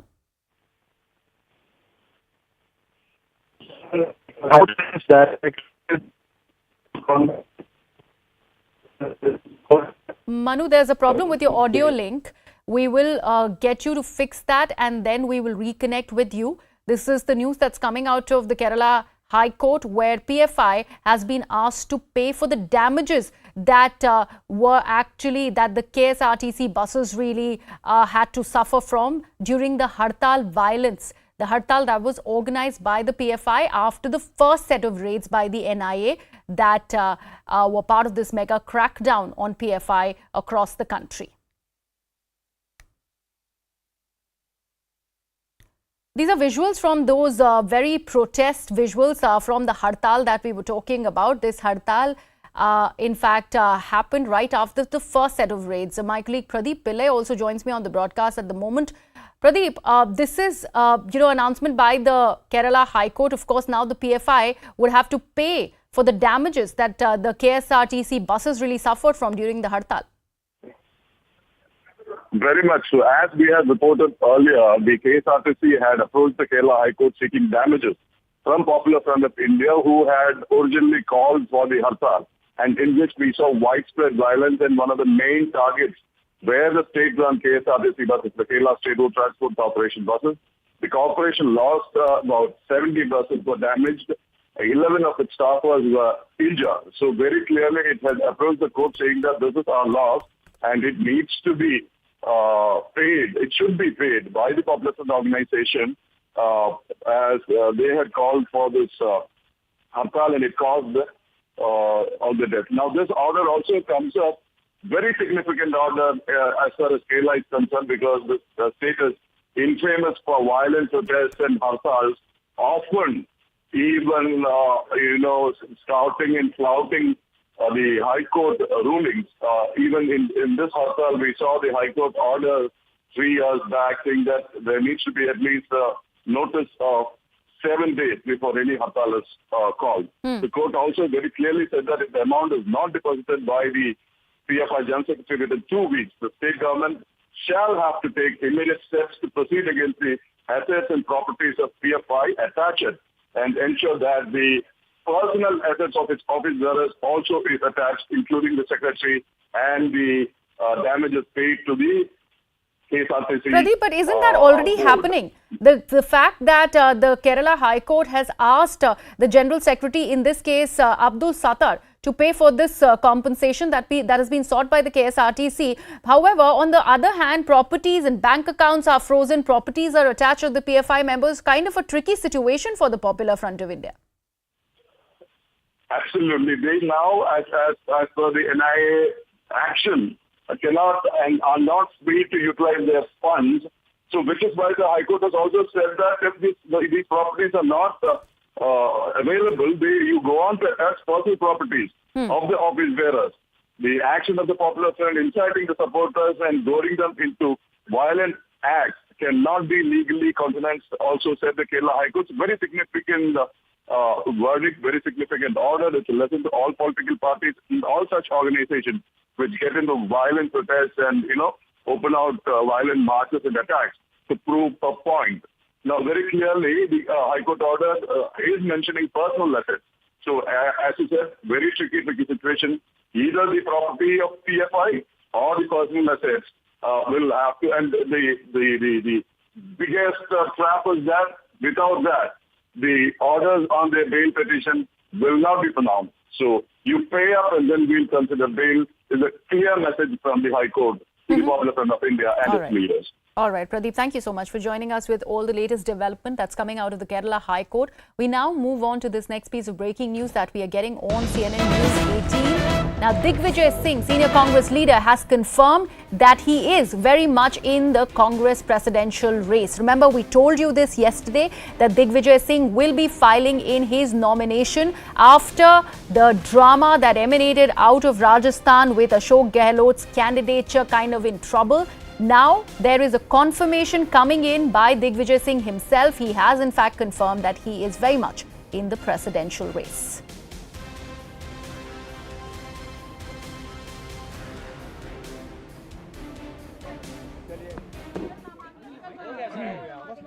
मैं आज अपना नामांकन form लेने आया हूं और संभवतः कल भरूंगा। धन्यवाद।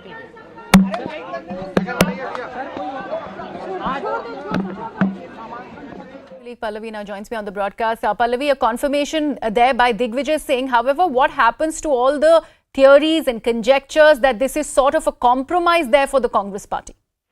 See, we'll also have to wait and watch because the real date for nomination filing is tomorrow. For sure, we know Shashi Tharoor is going to be filing his nomination papers. Tomorrow happens also to be the last day for the filing of the nomination papers. Will Digvijay Singh be the only one apart from Tharoor, or will there be more surprise candidates who are going to be coming up? That's something which we have to wait and see. I think another critical day to remember is 8th of October because that's the last day for withdrawal of forms.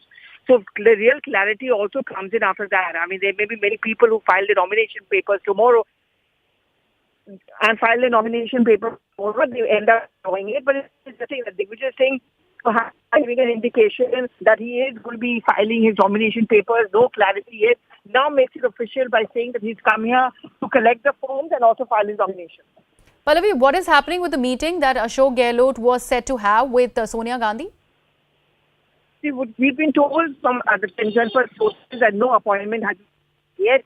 Ashok Gehlot, of course, as we know, reached Delhi late last night. He's at Jodhpur House. That's his official residence over here. Whenever he gets to meet Mrs. Gandhi, he's obviously going to put his point of view across.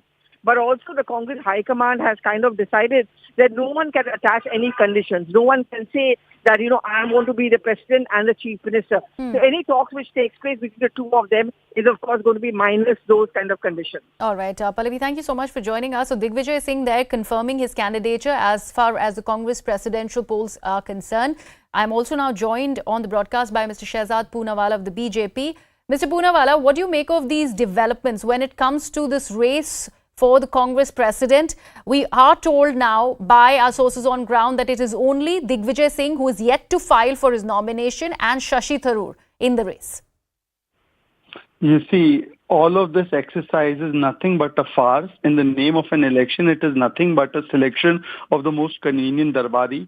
They first thought that they would make Mr. Gehlot the remote-controlled proxy president. But when Mr. Gehlot showed his true colors towards the family, now he is out of the race and favor. And therefore, now another replacement, another Darbari is being brought in. So therefore, this is nothing but an eyewash of an exercise. Only those who are convenient remote controls to the first family can even file their nominations and will be the next president who will be remote control. And this has been even acknowledged by the fact that Mr. Chidambaram has said whoever is the next president, the Gandhis will have a preeminent position. This has been confirmed by the fact that Congress leader after Congress leader has said that those that are chosen by Nehru Gandhi family will be the ones who can be the president. K. Muralidharan has said this. You have had a situation where Mr. Tharoor had to go and seek permission from Sonia Gandhi before filing his nomination, as did Digvijay Singh perhaps. So, this kind of farce of an election is being passed off as a genuine election. It is nothing but an eyewash, and it is nothing but a rigged match, a fixed match, and only the most convenient remote control and Darbari will become the president of the Congress. What do you have to say about Mr. Tharoor's candidature then? Well, Mr. Tharoor has also demanded the electoral rolls to be made public, and so have other MPs of the Congress party. Have those electoral rolls been made public? Have they been put out in the public domain? Has the questions that Mr. Manish Tiwari and Anand Sharma have raised about the electoral rolls and the election of the delegates been addressed? So perhaps these questions can't be addressed because everybody knows that it's a fixed match. And the fact of the matter is that the Congress party can only allow the Gandhi family or a Gandhi family controlled Darbari to take over as the president. Perhaps this time the Gandhi family wants power without accountability, and therefore they will have a non-Gandhi Darbari take over the helm.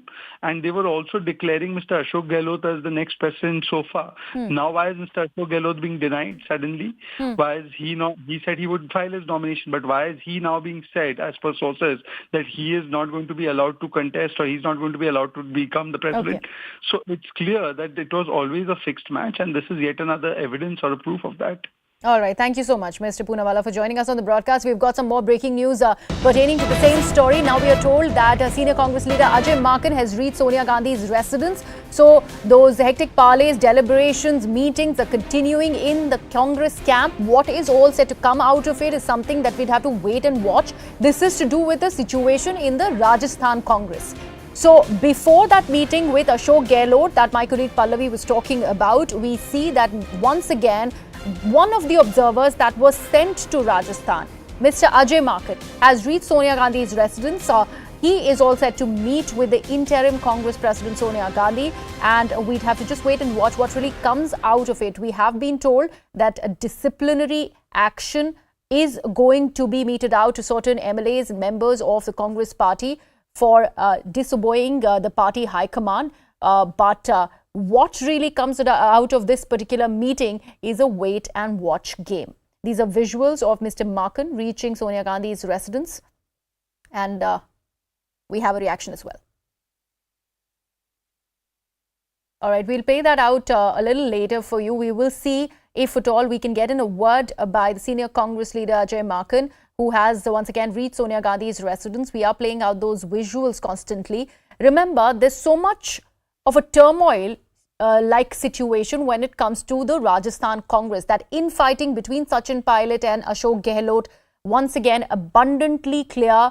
There was an arrangement that possibly the Congress party was looking at by making Ashok Gehlot as the Congress president, and with that, because of the one person, one post rule in the Congress party, they possibly thought that Ashok Gehlot would have to denounce his chair as the Rajasthan chief minister, and that could be given to Sachin Pilot as per an initial understanding. We do not know what would have happened in those meetings that initially really took place when it comes to the Congress party. However, this one is all set to be really, really crucial now that Ajay Markan has reached Sonia Gandhi's residence. My colleague Pallavi is joining us on the broadcast. Pallavi, what can be expected?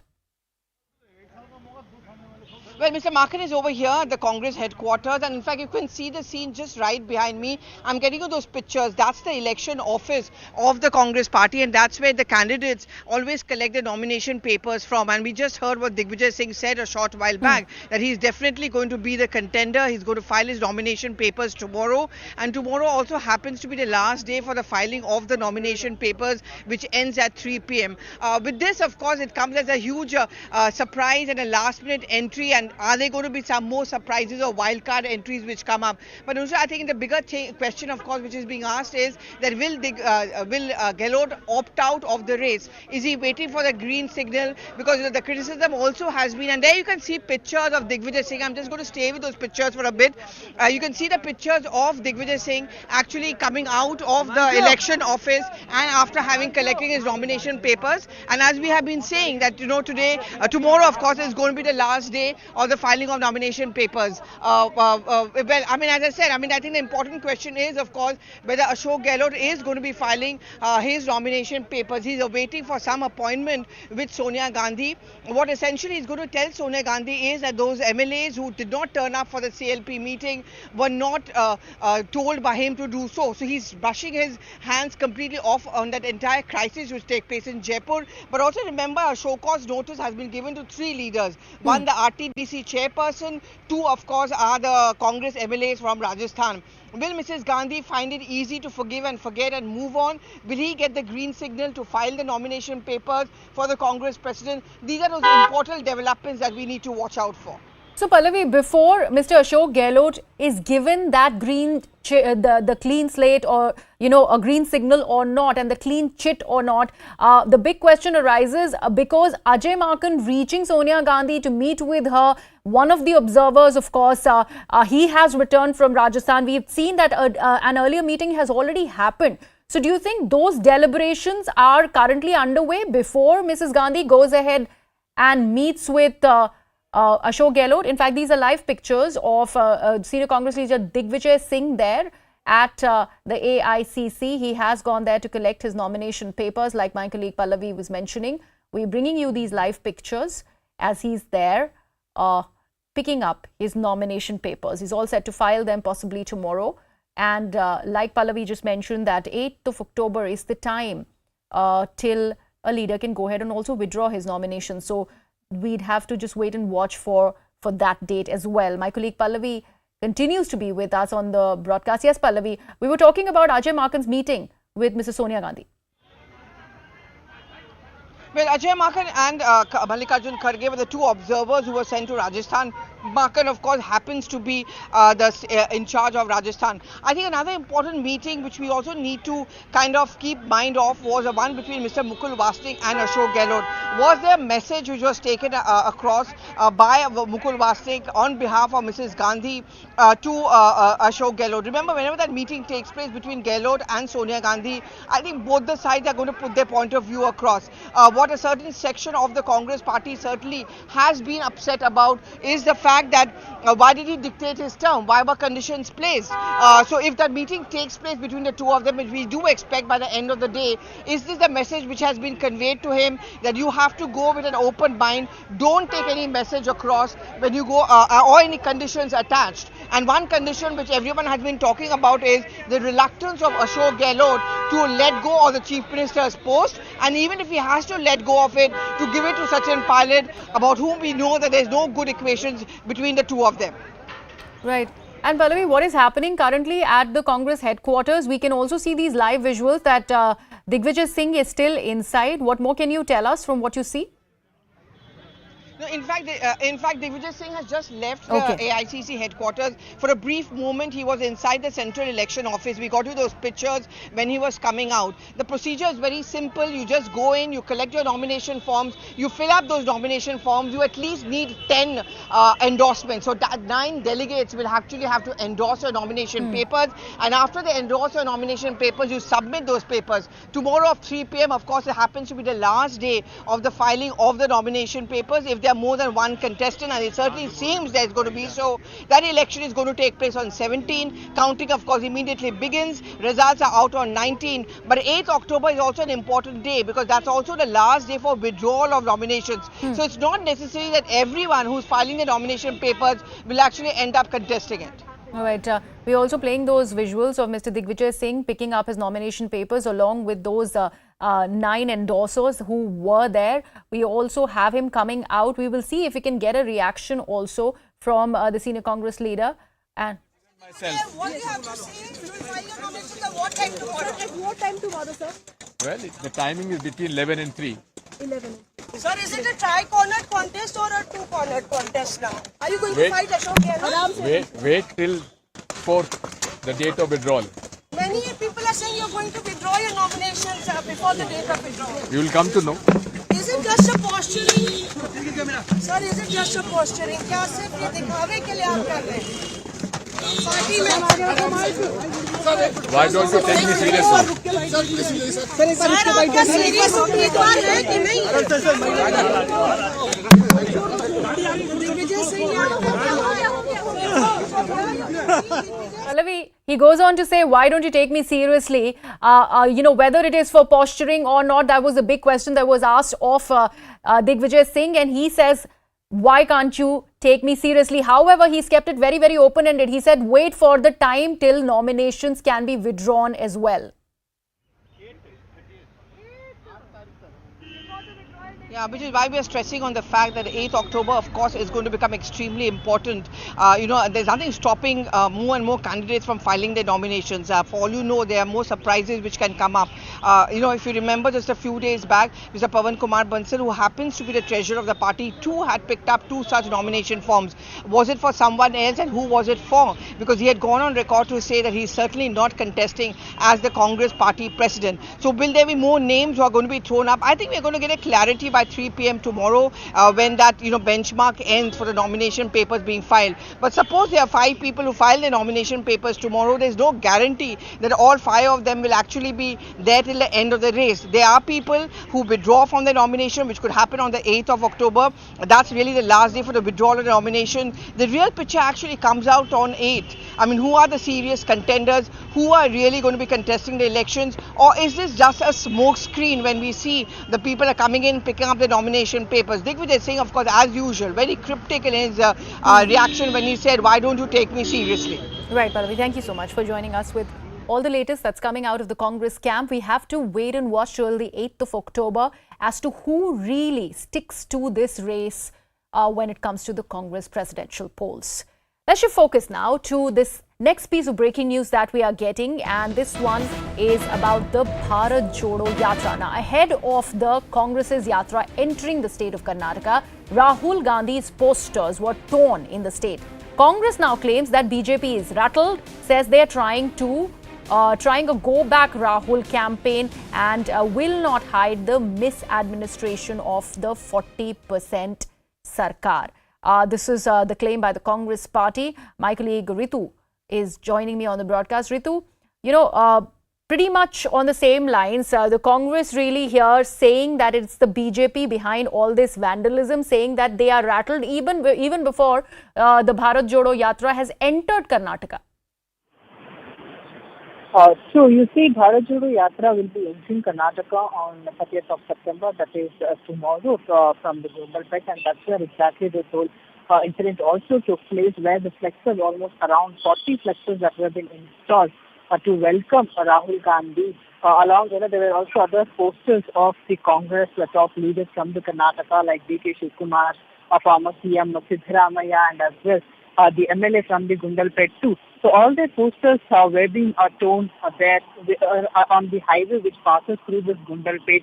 Now, where you see the Congress party is alleging that it is the act of the BJP workers who have done it overnight, and thus there should be an action strictly being taken against those BJP workers, because now remember, there seems to be a kind of a rivalry that is going on here in Karnataka, because just few days back we saw how a Pay CM campaign was intensified in the Bangalore, that which started and then also spread across different districts in the Karnataka. And in a reply to that, or in response to that Pay CM campaign, you see this incident had taken place ahead of the Bharat Jodo Yatra. But yes, Congress party is saying that the BJP party is rattled because they cannot see the success of the Bharat. They are not able to see the success of the Bharat Jodo Yatra, and because the Congress leaders believe that in the Karnataka it is going to be a massive show of the Bharat Jodo Yatra. And Ritu, they are not shying away from calling out the alleged corruption, and that's why this claim of 40% Sarkara, that's what they have put it. So you name it, any kind of an incidents that are taking place here in the Karnataka, right after what took place from the Karnataka State Contractors Association President Kempanna coming out and alleging about the 40% of corruption from the BJP party leaders for any kind of a work, the civic work, the civic projects that the contractors had to take. There was allegations being raised against those leaders, saying that the 40% commission has to be paid for them to clear their bills. So right after that, since then, you see any incident that had taken place here in the Karnataka has taken its own political color. And therein, in a constant incident, we have seen how Congress party has come out to mention 40% commission charges in everything that had taken place in the state, whether it is about the Pay CM campaign that we're talking about, or the civic apathy incidents that take place here in the Karnataka, or for that matter, any kind of incidents that is taking place in the Karnataka. 40% commission charges, one single line has been reiterated from the Congress party since day one. So, Ritu, you're saying over 40 flexes of Rahul Gandhi and the other leaders who are associated with the Bharat Jodo Yatra have been vandalized, have been torn. This area that we are looking at over here, where is this incident happened? Because the Congress is yet to enter the state. Yes, so see, this is the Gundalpet town, in fact, in the Chamarajanagar district in the Karnataka. So exactly there in the Gundalpet is where the Bharat Jodo Yatra will be entering and will be starting from that point itself. Okay. And then we'll be moving to the other locations like Mysuru and as per their schedule, Degur and other locations. But so the Gundalpet is the exact location where the Bharat Jodo Yatra, Rahul Gandhi will be entering with his workers, Congress workers, and there happens to be a massive show that which the Congress leaders are looking forward to, because the preparations are already in a full swing in the Gundalpet. The Congress top leaders are already there, like D.K. Shivkumar, Surjewala too is present at the location and are looking forward to the kind of preparations that are taking place. So they are also inspecting all the places as into where how this yatra will be diverted from which location to which location and how is the preparations going on. So it's the D.K. Shivkumar, in fact, who's been working very hard day in and day out for the Bharat Jodo Yatra success. You see, there has been a lot of controversies. Again, we have seen in the Bharat Jodo related yatra in the Congress party as well. There has been a war that has intensified within the Congress leaders too. But with all that, there is even before the Congress, the